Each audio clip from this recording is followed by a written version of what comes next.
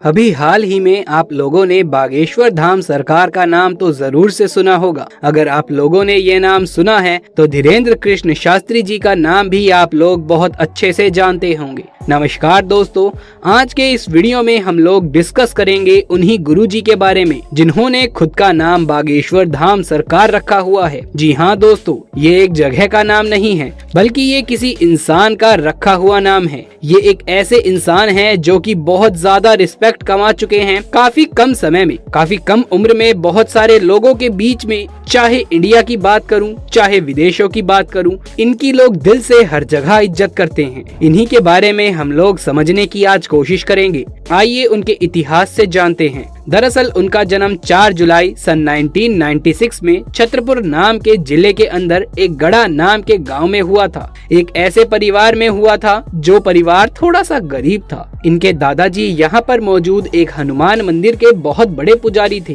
काफी ज्यादा प्रसिद्ध पुरुष थे।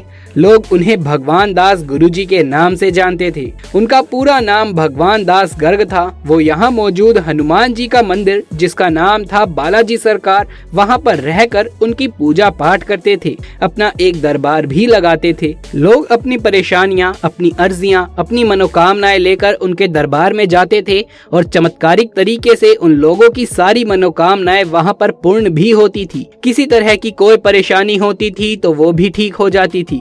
यहाँ तक कि किसी को कोई भूत बाधा, प्रेत बाधा होती थी तो वो लोग उसी कंडीशन में यहाँ पर आते थे और भगवान दास गर्ग जी के सामने से ठीक होकर के चले जाते थे।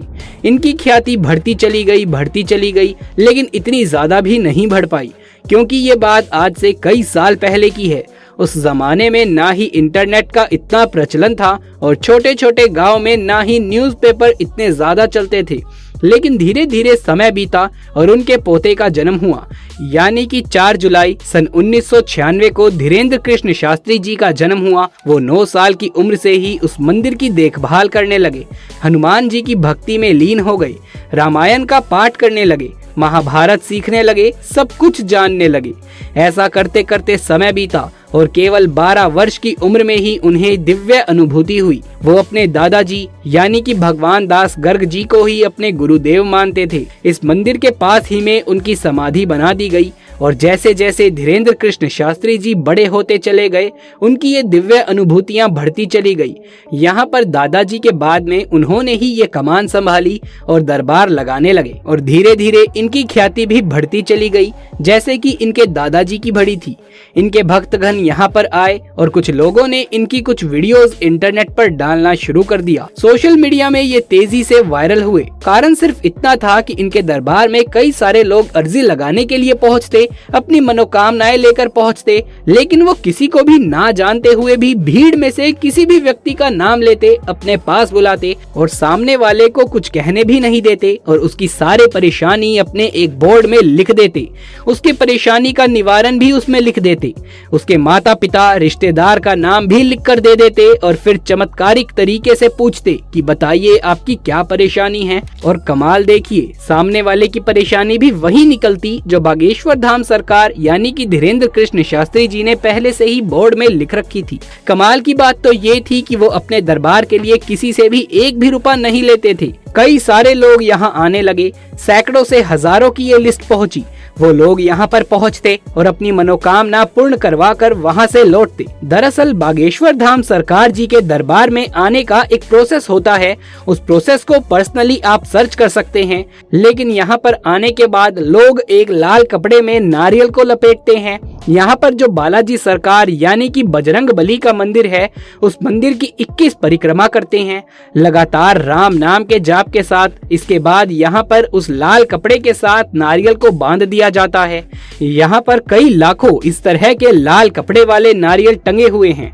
लोग इस तरह से मनोकामना पूरी करवाते हैं। यहाँ पर आने वाले लोगों का ये मानना है कि ऐसा करने से उनकी सारी मनोकामनाएं पूर्ण हो जाती हैं। ये यहाँ पर हर मंगलवार को होता है। हर मंगलवार को यहाँ पर दरबार लगता है। समय समय पर मंगलवार के अलावा भी लगता है। लाखों लोग यहाँ पर पहुँचते हैं। उन लाखों लोगों की भीड़ से गुरुदेव किसी का भी नाम लेते हैं, उनकी सारी परेशानियां खत्म कर देते हैं। बागेश्वर धाम सरकार खुद को बजरंग बली का एक बहुत बड़ा भक्त बताते हैं और ये कहते हैं कि बजरंग बली का सीधा सीधा आशीर्वाद उनके सर के ऊपर है। बालाजी का ये भी कहना है कि एक दिव्य सैनिक हमेशा उनके साथ रहता है और किसी को भी कोई बाहरी परेशानी होती है तो उनका ये सैनिक उनके बताने के अनुसार ही सारे काम करता है और सामने आए हुए भक्तगण की परेशानी को ठीक करता है। धीरेंद्र कृष्ण शास्त्री जी के बचपन की बात करें तो ये काफी गरीब परिवार के थे और बहुत ज्यादा पढ़ना लिखना चाहते थे, लेकिन उनके पिताजी के पास ज्यादा पैसा नहीं था, इसीलिए उनकी पढ़ाई में थोड़ी अड़चनें आई। लेकिन उन्होंने 8वीं कक्षा तक अपने गांव में ही पढ़ाई कंप्लीट करी। उसके बाद में ये अपने गांव से 5 किलोमीटर दूर तक गंज जाते थे और वहां पर पढ़ाई करते थे। फिर 12वीं के बाद उन्होंने BA प्राइवेट से किया और फिर एक तरीके से देखा जाए तो वो अपना पूरा जीवन बालाजी सरकार के मंदिर के ऊपर न्योछावर कर दिया। इनकी आज उम्र केवल 24 वर्ष की ही है, लेकिन ऐसे बड़े बड़े दरबारों के लिए ये 1 रुपया भी नहीं लेते हैं। इनके राम भजन के लिए, इनके राम पाठ के लिए दूर दूर से, अलग अलग शहरों से इन्हें बुलाया जाता है, अलग अलग राज्यों से इन्हें बुलाया जाता है और राम कथा की मदद से जो भी पैसे इकट्ठे होते हैं बाबा जी उनका पर्सनल यूज नहीं करते हैं, बल्कि विवाह में लगाते हैं। जो गरीब औरतें होती हैं, गरीब बच्चियां होती हैं, उनके विवाह में, सामूहिक विवाह में पैसे ये खर्च करते हैं। बागेश्वर धाम सरकार जी की तरफ से निशुल्क वृद्धाश्रम भी खोले गए हैं और अभी हाल ही में इन्होंने अपने भक्तों को ये आश्वासन दिया है कि वो बहुत ही जल्द पूरे तरीके से निशुल्क अस्पताल भी खोलेंगे। केवल भारत में नहीं, हाल ही में बागेश्वर धाम सरकार जी को ब्रिटेन में भी बुलाया गया था। वहां पर उन्होंने वहां के सांसदों और भारतीय समुदाय के लोगों के बीच में राम कथा का पाठ कराया, जिससे वहां के लोग भी बाबा जी के सामने नतमस्तक हो गए। यहाँ पर काफी सारे ऐसे मीडिया एजेंसीज वाले लोग हैं, काफी सारे ऐसे न्यूज रिपोर्टर्स थे जो कि भेष बदल कर बाबा जी के सामने पहुंचे, उनके दरबार में एंटर किए, उनकी पोल खोलने की कोशिश करने लगे।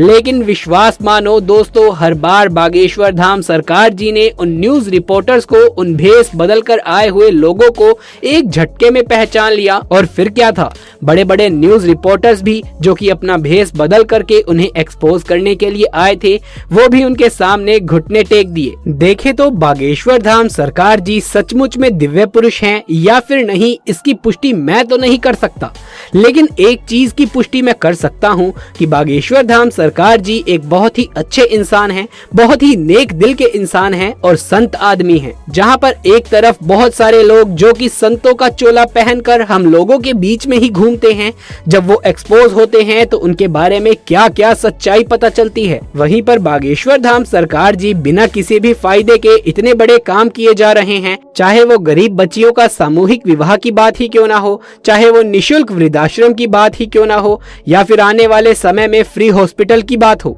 बागेश्वर धाम सरकार जी बहुत अच्छे काम कर रहे हैं और शायद यही कारण है कि उनकी रिस्पेक्ट लोगों के दिलों में बहुत ज्यादा है। दोस्तों, आपकी क्या राय है इनके बारे में, हमें कमेंट बॉक्स में लिख करके जरूर से बताइएगा। यदि ये वीडियो पसंद आया हो तो इसे एक लाइक करके अपने दोस्तों और रिश्तेदारों में ज्यादा से ज्यादा शेयर कर दें। आगे भी ऐसे वीडियोस देखते रहने के लिए चैनल को सब्सक्राइब करके पास वाले बेल आइकन को भी दबा लीजिए। जल्द मुलाकात होगी आपसे किसी अगली वीडियो में, तब तक के लिए आप सभी का धन्यवाद।